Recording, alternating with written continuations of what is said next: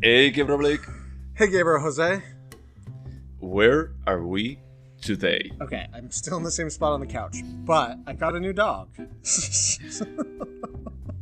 That counts like a bigger resolution Right? than actually just like changing places. So I feel like I won this week. Yeah, That's a win. you won in life. You won in life, at least for some months. But yeah, so I'm still in the same place in Chicago, but spoiler alert, we may be recording face to face this week. In person on the best coast. Yeah, on the West Coast. The West Coast is the third coast, let's be honest. But in any case, in between, what did we watch?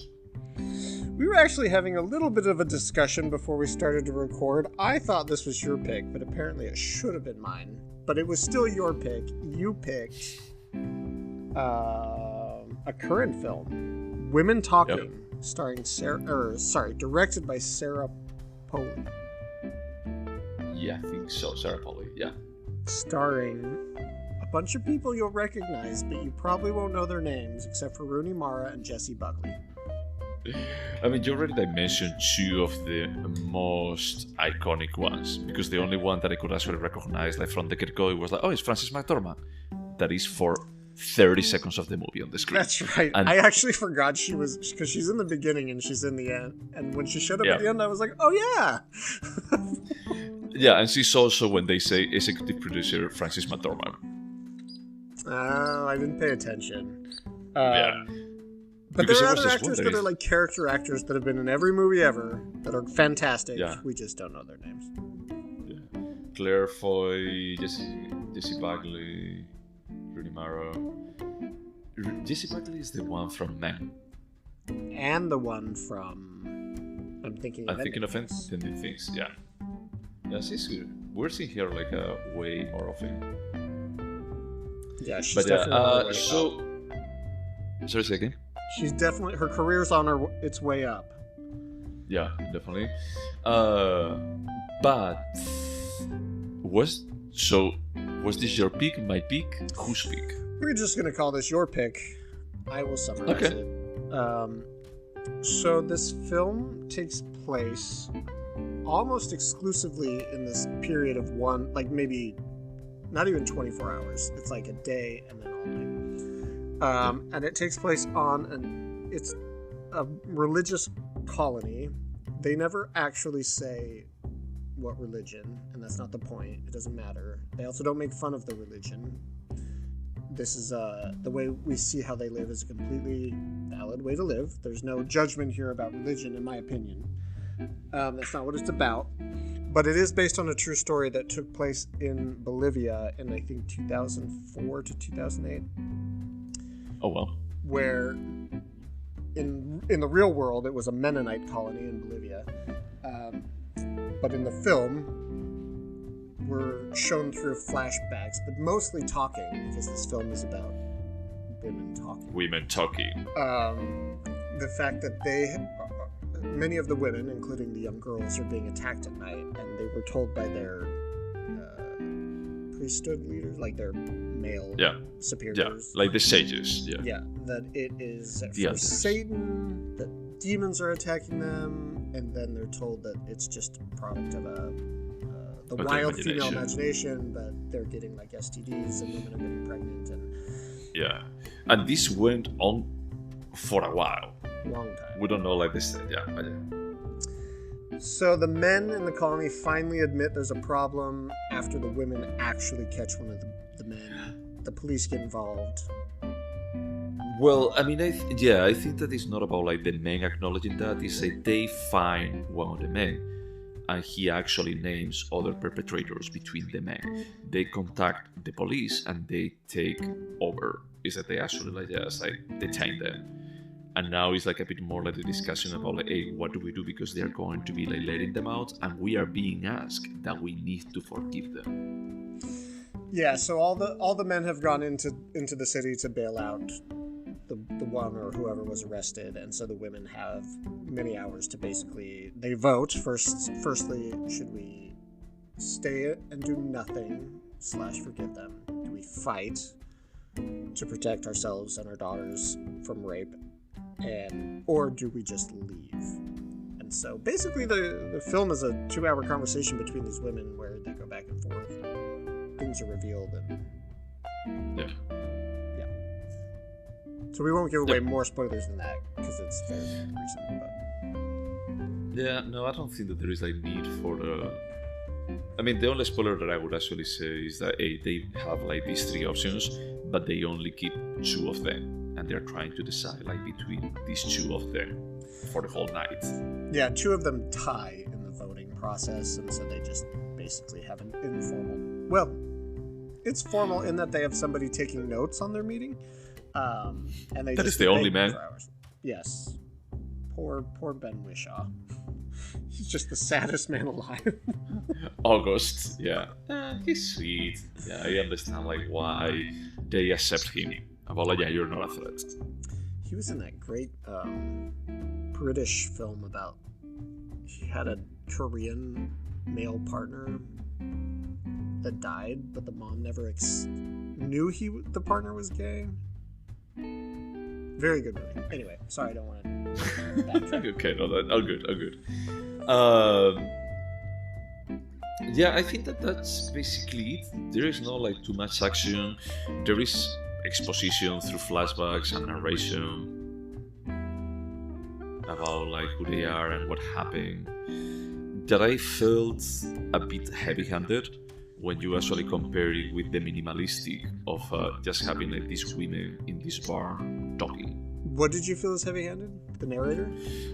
The narrator and the flashbacks.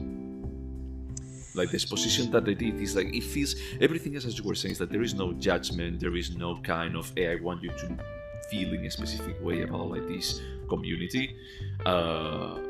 But that part it feels like okay, this part is a bit more heavy-handed than the rest. There is like a strong music to go along, really pretty, but it's a bit more like this is the feelings. This is the feelings part. So you said a lot. First off, the music, fuck you. Like, ugh. The music was so heavy-handed. It was so, it just never stopped. It drove me insane towards the end. The first half of, but then I was like, okay, I get it. This is a touching moment. Second off, the narration felt half-assed. The narration like starts for the first few minutes and then just kind of goes away almost entirely until the very end, right? It comes again like through the half, you know, when they're talking about like the men in the community. So it's almost like if you're reading a book and you have a footnote, you know, that is like, hey, here comes like a small pause for just telling you a bit more about who we are or how we live, you know, that you never give like too much detail. And I think that most of it tries to be a bit more about like existential concepts more than actually like the day-by-day aspect, you know. Yeah, the conversations they have are definitely more philosophical and like big picture. It's not. Yes, yeah. I agree with you. I didn't like the narration, but it didn't bother me that much. However, I will say that just based on what I read, this is based on a novel that's based on a true story. The novel, the narrator is August. And in the film, it's replaced... Well, we're not going to say who... That would be a spoiler if we say who the narrator is in the movie. But it's not him. And I find that particularly interesting. Just clearly, this film is a lot about gender relations. And the filmmaker decided to flip the gender of the narrator, which I'm assuming that the author did on purpose, but... Yeah. Well, yeah. I mean, there are reasons. I mean, it would be like a soft spoiler. It's fine. I mean, it will give away like a bit of that. But I don't think that it changes like that much. For me, this movie was like the all-female counterpart of 12 Angry Men. More high level, more like philosophical, you know, but it's a bit more of the same principle about like, hey, we have to decide something against the clock, and we don't agree. We don't see the perspective of the others. I agree. It's very much just discussing an important question, a brutally important question. I mean, this is about rape and incest and really difficult subjects, but it is just about people both influencing the opinion of those around them and discovering how their own opinion changes over time. Could you say that there are big reveals? Because I have the feeling that there are not big reveals. It's not like in 12 Angry Men that you have like one more twist, one more, well, what about if that is not true? And one more theory. In this case, a bit more about like how they feel, how realistic is for them to, like survive or fight or stay. No, I wouldn't say there are big reveals. What this film does instead is just take you through how you can go from having one opinion to having ambiguity about how you even feel, to feeling strongly about the opposite opinion. Like, that's kind of the journey, instead of and then we found out the young boy was a Chechnyan. That's from the Russian remake of 12 Angry Men. I know. Yeah, that's overall. I did like the movie, but I just felt like just being so high level. There was like this point. I went with my boyfriend to watch it, and we were saying like through half of the movie that is, hey, we need someone to take notes, because most of us, they haven't been educated. We are like basically analphabets, and they have August, that is the teacher for the kids. Well, for the males, for the boys, in the community, the boys, taking the notes, but also at the same time, like how they verbalize their ideas, how they expose them.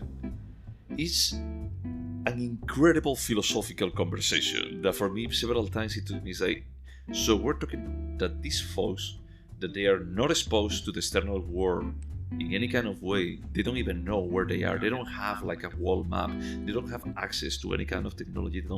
They cannot read, and they can express in this kind of eloquent manner very sophisticated ideas. I had the same thought, because they have genuinely impressive vocabularies, and like the beauty of like the prose of what they're speaking is like, are these really women who don't know how to read and write? It felt like bigger than life kind of conversation. That is like, that's fine. I don't have like any problem with that. But it's like when you make such a big deal about how they were raised and the circumstances that they live in, it just breaks quite a bit the suspension of disbelief. Yeah, I agree completely.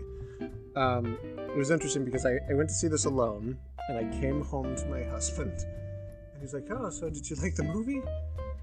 And I went to describe my experience, and he's like, oh, so you liked it? And I was like, no. There is nothing wrong with it, but I didn't like it. So I didn't know the correct word until we started recording. You called it heavy-handed, and I think that's the best way to describe it, because there's some really good thought-provoking material, some great performances, and there are just things that you're like, yeah, you've gone too far. And I don't know why, but I keep thinking about The Piano, the film The Piano, and how dramatic it is, and how absurd it is, and it could have easily veered into the heavy-handed, and it never did. And I feel like this film went just over the line the other way. And it's like, okay, like I get these are important subjects, great performances, but there's just enough here that I'm like, it's just a solid movie. Yeah, that was like a bit of my feeling of there is nothing wrong. It could have been better. I mean, not really like giving away like some of the answers, but it just left me like a bit of you need to edit your scripts. You need to actually like give it to someone, having like a focus group about like, hey, we're going to be like reading this, and someone is going to be like trying to correct this. You know what I actually thought? I thought of I'm not saying that this is the case on this movie, but I thought of very pretentious theater from the 70s. Yes, I actually had the same thought because I just saw The Whale, which is based on a play. Usually we like films that are based on plays, the way they're shot, the dialogue, but The Whale didn't work in that specific regard. And then when they started to do all the things that they do in live plays in the barn, where they open doors and they look off into the sunset, I was like, this is just rubbing me not the right way. It's just not. I don't. I mean, it's funny because actually, my boyfriend was asking me, he said, "So what do you think?" And I said, "Well, it's like a theater play in some of the aspects." He said, "Because you have like just a single location, but then you have like the flashbacks and all of that. And it's like this breaks like that rule for being like a theater play. You know, it's like for me, when I think about a theater play, I think about like 12 Angry Men. He said these guys are trapped, and the only thing that he says that this is a movie is because there is editing." You know, and the camera moves from one place to another. But beyond that, he said this could have been a play. He said this could have been a play except the flashback part. And at the same time, he was saying, "Oh, so you didn't like it?" He's like, "No, I mean that aspect, I love it, but still, it's not really a play. It's not like the play that I would like to see. I would like something when it's like a theater play. I like to see something that it feels more grounded in reality instead of trying to make high-level concepts, you know, like a high-level messages like come across." I see what you say. That didn't bother me so much. And in these specific situations, I like to imagine, okay, if I was directing a live play, how would I show this flashback? And I have ideas about how it would happen. But I have different complaints, but similar ones. It just doesn't, like, it just doesn't, it couldn't figure out what it wanted to be. And I do think the flashbacks were important for us to really understand the brutality about what was happening to these women. But that part I like. That part I like about. It just I like the. Go ahead. Sorry, say again? No, go ahead. No, I was just saying they just overdid it. They overdid it like several things, including the length of the film and the music. Yeah, the part about the flashback of each one of them when they start talking, when they start like looking inside into what is the right approach for them, and they start thinking about like how they were all abused, and we see it like even for very young girls, is that part it really works. You know, it puts a bit more in perspective what they're going to say, but then what they say, as is verbalized in such a manner, it feels like this is not natural. It's like only one of the characters feels more raw, more upset about the situation, not about like, hey, I want to make like the perfect statement that it could go into the annals of history. It's like, no, that woman is a bit more like, this is wrong, we need to do X. And it's a bit more like what I would expect of something like this happening. And that's like the part that I feel like, okay, there is nothing wrong with the script per se. It's just that when everything is put together, it doesn't set. Agreed. This should be more than the sum of all its parts, and it's not. It's just... Yeah. There are some things that work and some things that don't, and unfortunately for me, this makes the film forgettable. Should we go over the questions? Yeah, sorry, I stopped because the piano, I keep going back to the piano and I don't know why. The piano to me is unforgettable, and this film came so close to that, but because of a few choices, it's just, I won't remember this year. Yes, let's answer the questions. Fun fact, I've never watched the piano. What the fuck? I was the piano player and I was the piano teacher, but not the piano. The piano teacher is the most important. We know this, so it's fine. But you really should see this. Or see the piano at some point. It's good. Yeah, I mean, it's what Anna Paquin won an Oscar for, no? When she was 6. You also get to see Harvey's Keitel. Harvey's Keitel? You get to see Harvey's dick. Oh, okay. Okay. I assumed that was the case, but yeah. But going back to women talking, would you watch it again? Interestingly, yes.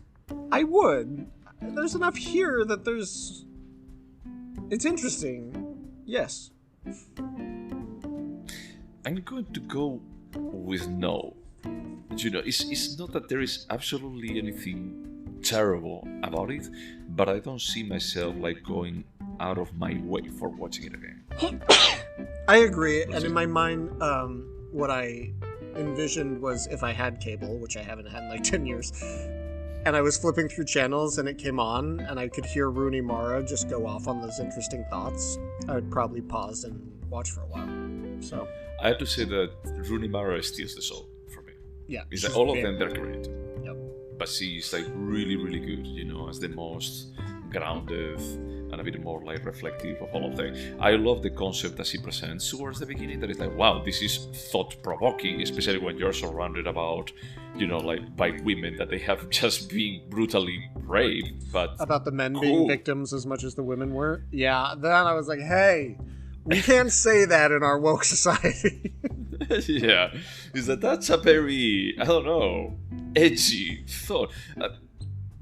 I have my thoughts about that, but you know, let's just put it there. I was like just like thinking about that point about like, wow, that's a very complex perspective, and this woman is just making it on the air. You know, that's okay. Not even August, that is like supposed to be like the one that went to college, like super knowledgeable about everything, is so eloquent. Oh yeah, no. A few of the women are, but she is definitely the star of the show. Both the character and the actress. Yeah. Would you recommend Women Talking? Yeah. I mean, I'm not going to run out and tell people to watch it tomorrow, but there are plenty of situations where I can be like, well, you should check this out.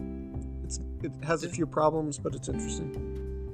Yeah. I think that I would recommend it too. That there is, once again, nothing wrong. And I think it was a tad too long for me. Like, towards the end, I was like, come on, let's just solve these. But overall, it's a movie that I think that people can enjoy. Yeah. Could you remember it?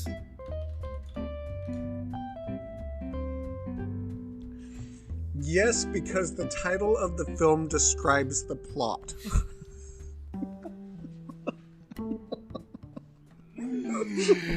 It's from the same school as this podcast. You know, the thing is that we no longer go to dive bars, but we are gay bros that talk about cinema. We're still talking about cinema. Yeah, that's still, one day we will lose that part too. I don't think that I could remember it. I mean, I could remember, maybe, like if someone tells me, yeah, it's the movie about like this woman discusses, like, it would be like, in a farm? Are they in a farm? But nothing else. I will remember the fact that they're on a religious colony and they're being raped and trying to decide what to do. The nuances of any of the characters will be forgotten. Who the fuck August is, why I care about Rooney Mara's character, it's all going to be gone. Would you remember the resolution? Probably not. I remember it right now, but in 6 months I'm going to be like, now how did that... Just like I had to ask you before we started recording, now how did White Lotus Season 1 end? I don't remember. But the thing is, like, if I tell you the characters that they were in White Lotus, probably you will remember how they ended. Or something about their arc. Yes. In this case, if I tell you Rooney Mara was in it, at least I wouldn't remember, like, what were her circumstances or anything, or her position. Yeah, I would say my answer is no. Okay. Yeah, for me, it's like, no. Just no, as I said. Is there anything artistic about it? Yes, I would say the dialogue is brilliant, the performances are great. The film has style. They just overdid that style. So yes, plenty artistic about it. Yeah, I agree. It's beautifully shot, honestly. I think that it is just a very reflective, small piece that is, I don't know, like gorgeous from a cinematography perspective, and also the, how do you say, like the acting, as you said, is really good. This is an interesting one. Is it a timeless piece? Yes, 100%. There's actually only one scene that kind of gives it the context of any period of time, but it's so irrelevant.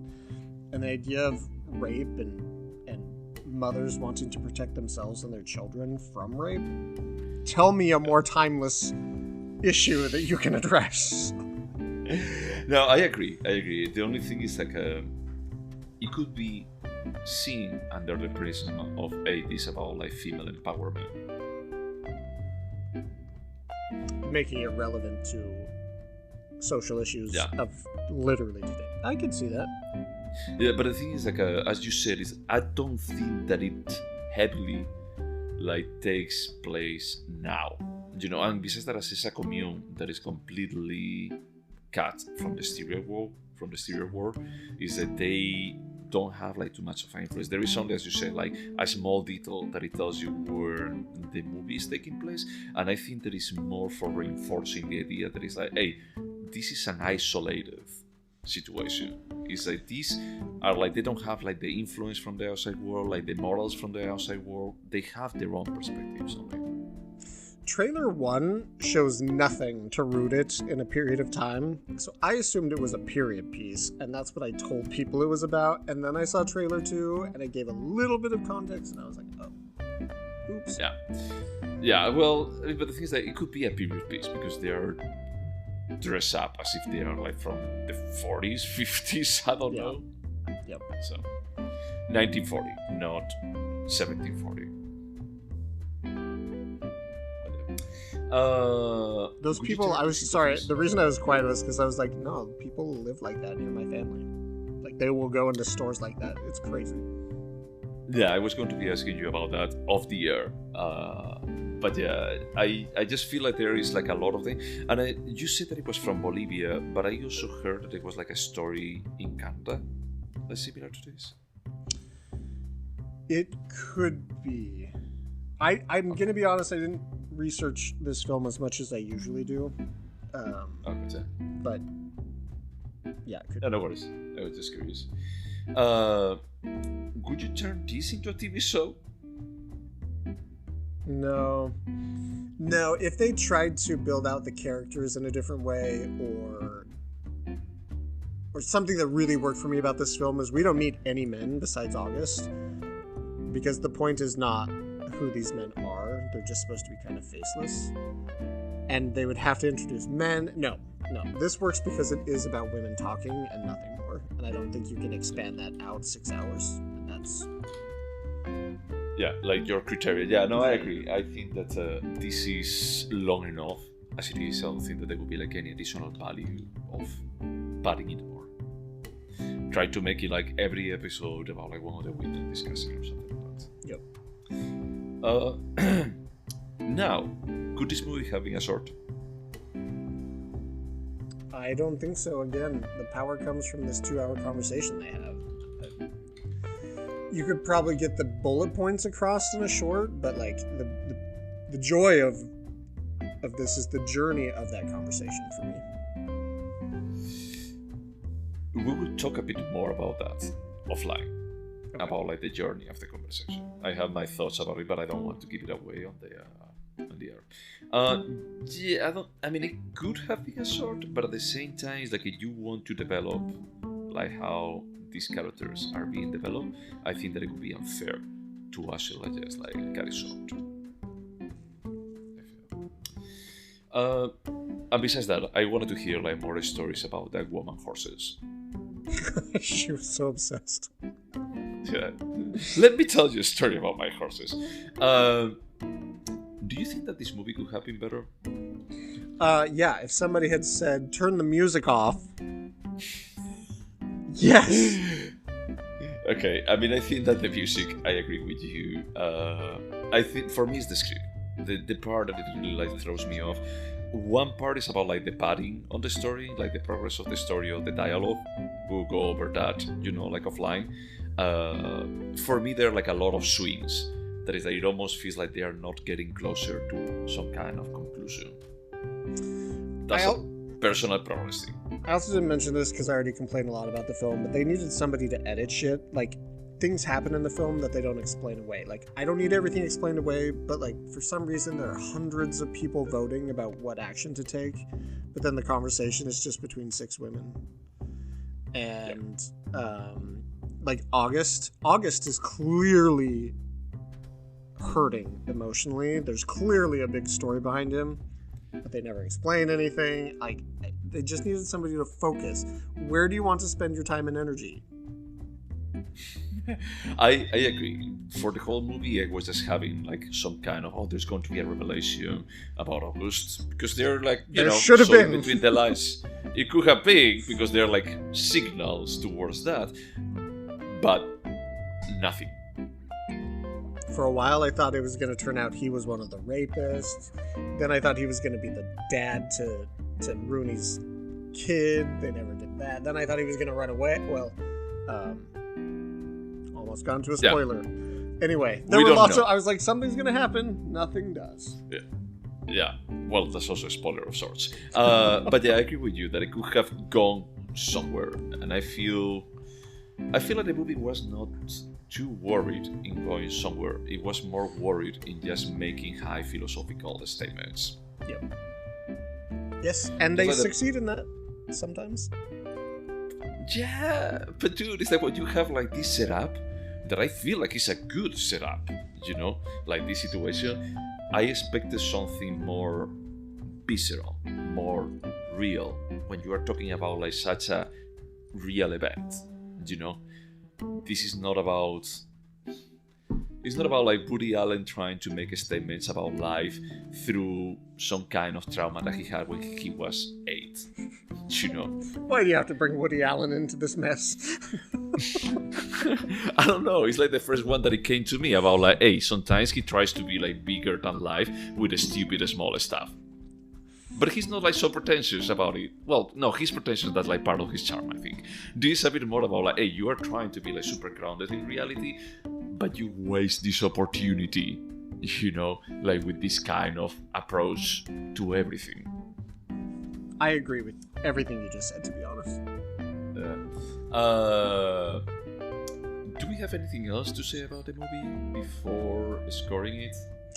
I just want to say that while I've been harsh about this film and I do feel there are problems, I still liked it. Like it's entertaining.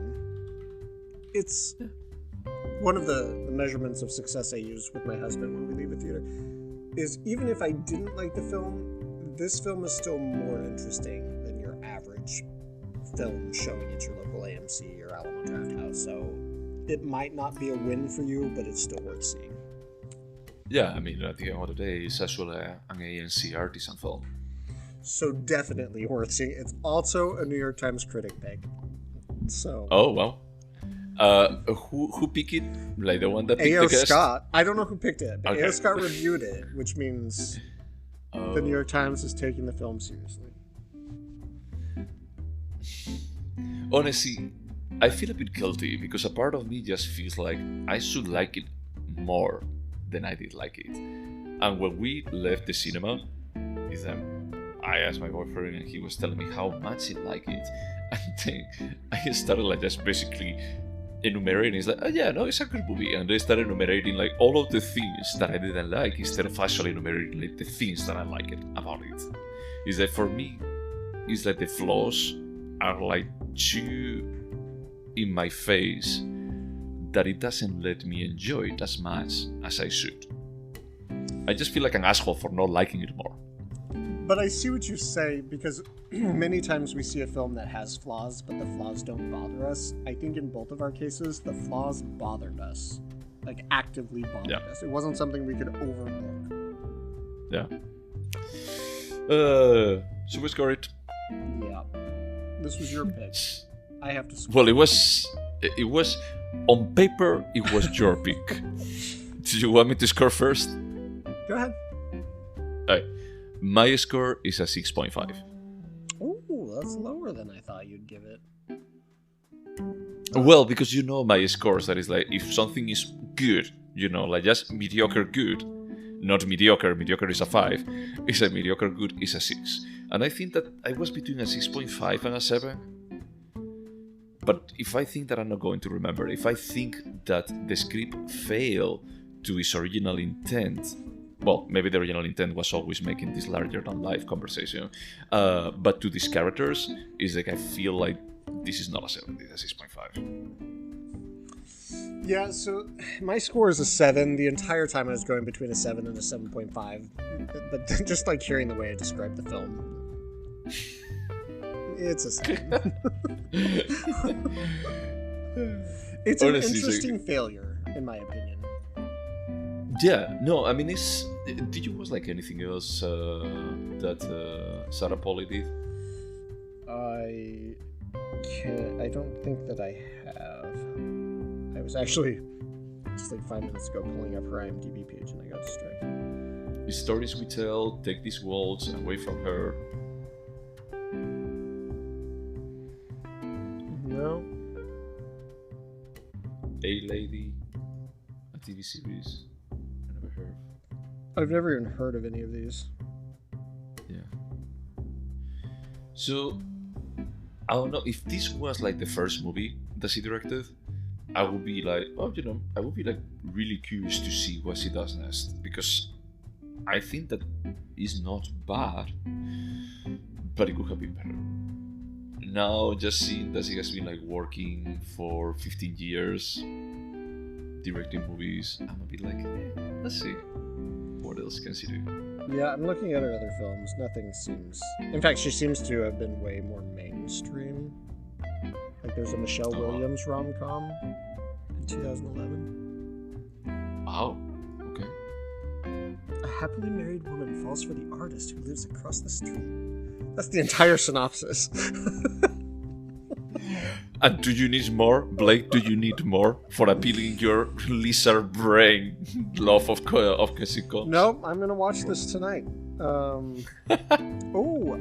Sarah Silverman's in it. So. Oh well. Yeah, Sarah Polley doesn't seem like my cup of tea. I agree with you. If this had been her first film, I would have been like, I will absolutely watch out for your second film. But after 10, 15 years of I don't know if it's good or bad, but it seems to be forgettable in terms of pop culture. No. Yeah. Well, I'm sorry. I was really looking forward to this like being more incredible. Now I have to go back to the person that told me that is like, hey, we've been talking, it's good. And it's not. Do I know this person? Nah, I did not. So for the next one, I think that, well, we still have like who is picking like each movie, but we're like discussing it. It was a bit more by committee. This one wasn't committee, but we're gonna call it my pick. Okay, yeah, we can do that. I can just like change like the names of who pick each one, so we don't forget about it next week. But the Oscar nominations just came out. Probably when this podcast airs, probably the winners will be already announced. But we felt like we watched like a good amount of the nominees, of the good nominees. Yeah, between the two of us, we've seen the majority. I mean, I saw Maverick, so... I know. That's the reason why I mentioned it. I didn't. I was close. But one of the ones that is more nominated and we hadn't watched is All Is Quiet in the Western Front. So we're just going to be like going with that, as I'm going to be like traveling, easier to stream, and then discuss it face to face. This one will be interesting because I don't typically like war movies, but I liked the original film, so... Yeah. And it's German. Yep, it's the international candidate. Yeah. Along AO. Oh boy. Right, man. Anything else to say? See you in person next week. Okay. Bye.